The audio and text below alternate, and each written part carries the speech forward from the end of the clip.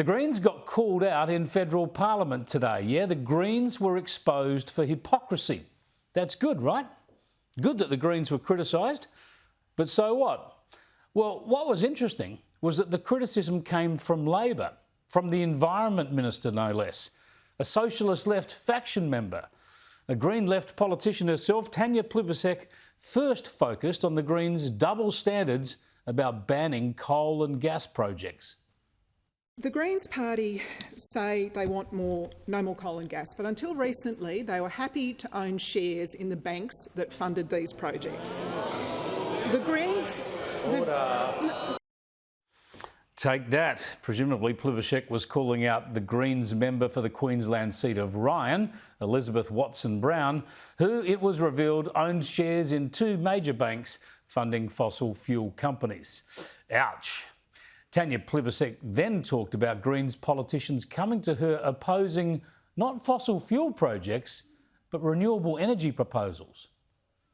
They say they want more renewable energy, but I've actually had more communication from Greens asking me to stop renewable energy projects than I've had support for renewable energy projects.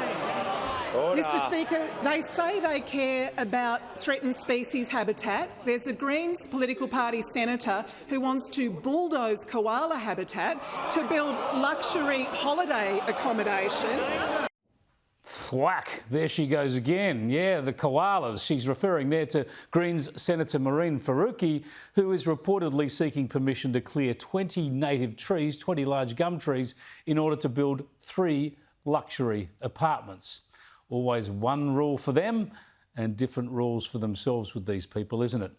Well called out there by Tanya Plibersek, who, it must be said, like the Prime Minister, needs to keep the Greens at bay in her own inner city seat. But that's enough praise for the Environment Minister, because the rest of her answer just saw her double down on the untested, probably impossible, but certainly horrendously expensive renewable zealotry that is driving dozens of environmentally damaging projects right around the country.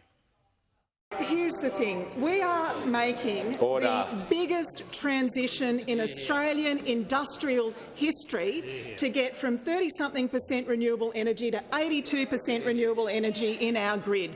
Of course it doesn't happen overnight. We need solar farms, we need wind farms, we need transmission lines. They're going to oppose all of those. They're going to oppose all of those. And at the same time, they're going to cry crocodile tears about the fact we're not moving to renewables quickly enough. Oh dear. She wants to ramp up the very approach that has made our power expensive and unreliable. When will they wake up? I'll cross to another renewable energy flashpoint later in the program. This disastrous energy push will be the demise of Labor for sure.